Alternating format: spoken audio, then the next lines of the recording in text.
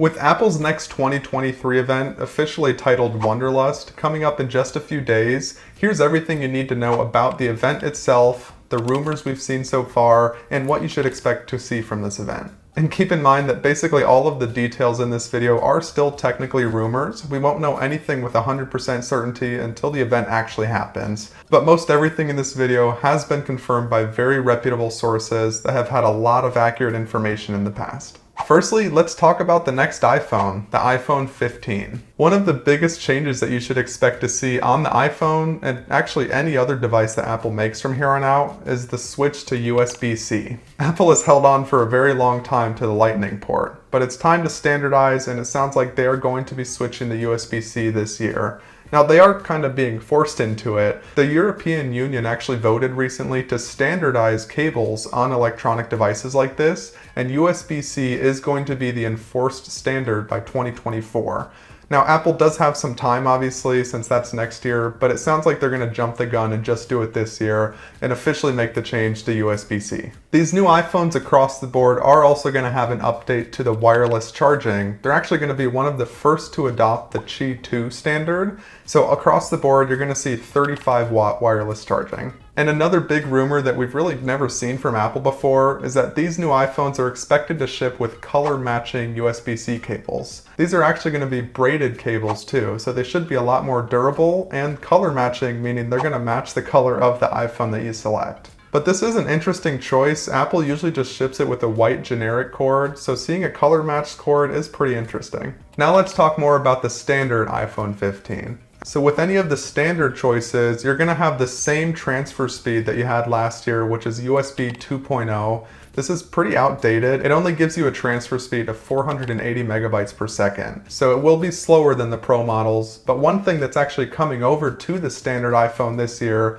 that was exclusive to Pros previously is the dynamic island. So that notch on the top of your iPhone this year will be the dynamic island, whether or not you choose the Pro or the standard model. And as far as the colors go on the standard iPhone this year, they're actually a lot more pale and less colorful than I expected and that we've seen in the past. The leaked colors that we've seen for the standard one are light blue, light pink, light green, yellow, and possibly a midnight color.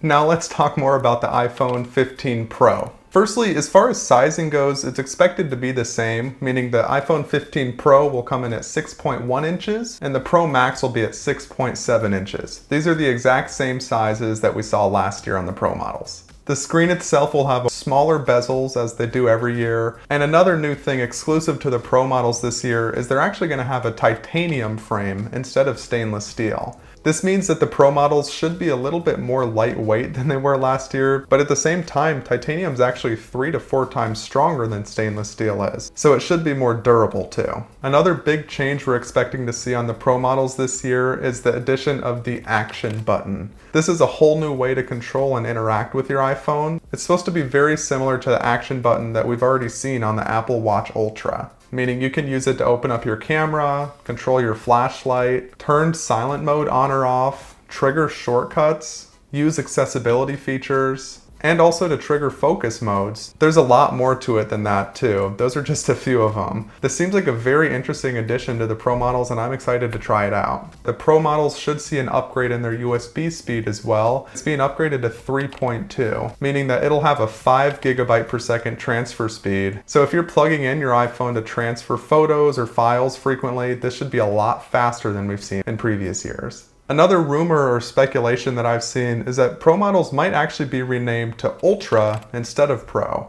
This should match the new scheme that Apple has with the Apple Watch Ultra and the M2 Ultra chip. It seems like Ultra is the new word they're going with, so don't be surprised if you see it being called the iPhone 15 Ultra instead of the iPhone 15 Pro. And you will have a different lineup of colors on the Pro models this year as well, just like always. So these ones are a lot less pale than the standard models. You'll see the same standard colors like black and silver, but this year it seems like the gold color is going away and they're actually replacing it with the titanium color called Titan Gray. Outside of that, the other color that we're expecting to see is a dark blue.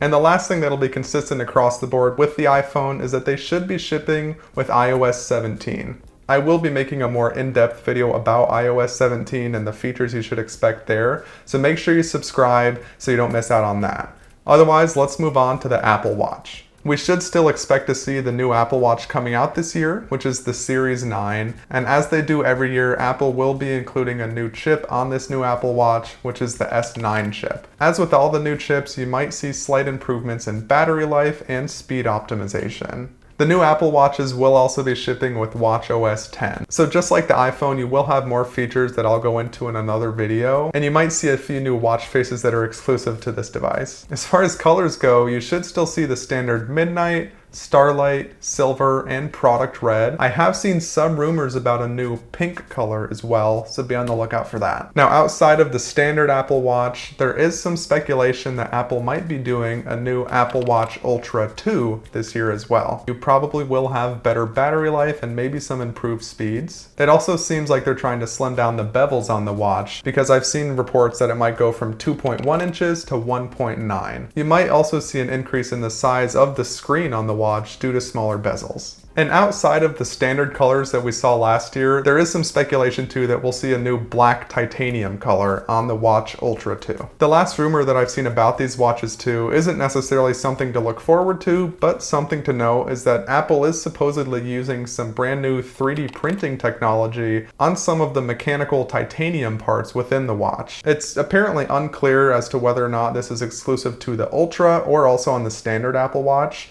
but this might have implications for how they make their watches in the future. Okay, so those are the main things that you usually see in the Apple event every September. There are a few other things we might see, so for some miscellaneous items, let's hope that we see an update on the Apple Vision Pro. It would be very nice to see some new information about the Vision Pro, maybe some demo footage or whatever the case is, for us to take a closer look at the upcoming Vision Pro. There are also reports that Apple's going to be releasing a new USB-C AirPod Pro case. Again, for the same reasons I mentioned before about regulations in Europe, it seems like they're just getting rid of anything that has to do with the Lightning port, and rather than releasing a whole new AirPods lineup, it seems like they're just going to be releasing a new case so they can have the standard USB-C charging port on existing AirPods as well. And that's just about all of the rumors that I have to show you today. As far as the event information itself, put it on your calendar. It's this coming Tuesday, September 12th at 10 a.m. Pacific time. And make sure you subscribe to my channel. I'll be making a recap video the same day as the event, so you can have all the information you need to know in case you're not able to tune into it live. And if you enjoyed this video, I really think you'll enjoy this one too. Thank you very much for watching.